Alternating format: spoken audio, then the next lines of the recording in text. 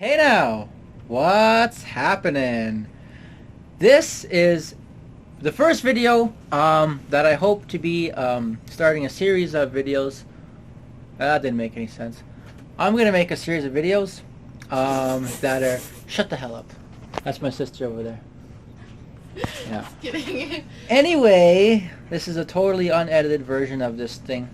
Um, there's a lot of videos on the internet right now, particularly dealing with Java tutorials, and quite frankly, most of them suck. So I'm going to go ahead and make my own set of tutorials and just try to give everybody, try to do it so it's actually fun and engaging and not shitty like most tutorials that I come across on the internet. So this is kind of like my transition from doing electronics tutorials to doing software tutorials now because I like that. I like it! I like software tutorials. So we're going to go ahead and start right into it. We'll start with the basics first. Hey now, what's happening? Totally back here. Just gotta make sure I have the right option set on here. Okay, yeah. So first thing what we want to do is you want to go to Google and we're going to be using Eclipse IDE for our Java development. So if we just go ahead and Google Eclipse IDE for Java, it should be the first link in Google.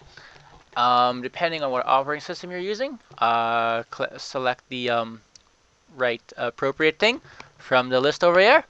And in my case, I'm using a 64-bit Windows, so I will select that one.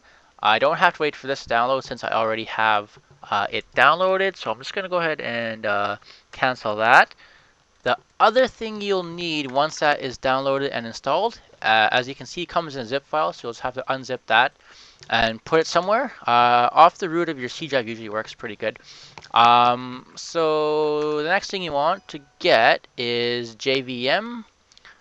This is a Java virtual machine, and it should select the give you the correct download link depending on the system you're running it on. So just go ahead and get that. Once those are installed, you will be greeted with this Java Eclipse IDE here. In your case, you might have a welcome screen. I don't have that. You can just close the welcome screen and we'll go through the layout here just really quickly. So this is the console, as you can see. It's denoted by the name console. This is where all your standard output will go. This is where your source files will hang out. Actually, the current source file you have me viewing. Over here, we have a project explorer, which will list all your source files and the packages that are associated with those source files. So we'll just go ahead and create an example one for now. And I'll just say test project. And I'm going to leave all these at their default settings. So I'm not going to change any of that.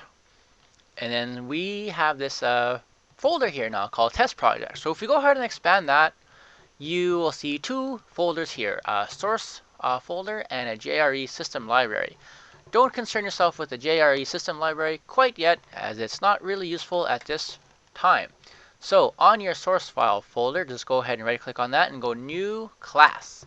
A class file in Java is the actual file where the source code lives, and that will be where we want to write our source code. Don't worry about the packages here, just leave it as default for now, aka blank. And I'm just going to give this a name. Your project name has to be unique from other things, so you can't have two files with the same name, obviously. So I'm just going to go ahead and say test, and you want to make sure you have public static void main checked off here. Make sure this is checked. Go ahead and finish that, and then I'm just going to go over this here. I like to have my curly brace on the second line here. Doesn't really matter. So here is the actual class definition for this particular file, public class test. And you'll notice over here it put a file test.java. The extension, of course, is Java, and the test has to match the class name, or this name here of the file has to match the class name.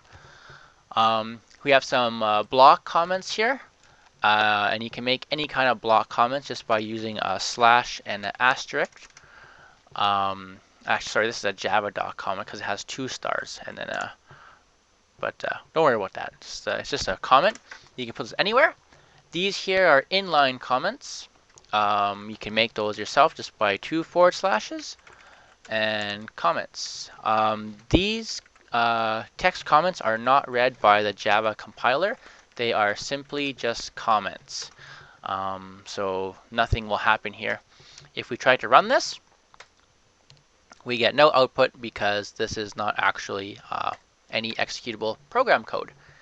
The main block of code here, or the main method denoted by main, this method is required by Java for any program to actually run. So you have to have a main method in there. And that's pretty much where I'll leave that for right now. I was just going over the basics. In the next tutorial, like tutorial 1, because I'm considering this tutorial 0, because it's just like preamble and setup, we'll actually go over some standard output, writing text to the console. Okay, thanks for watching.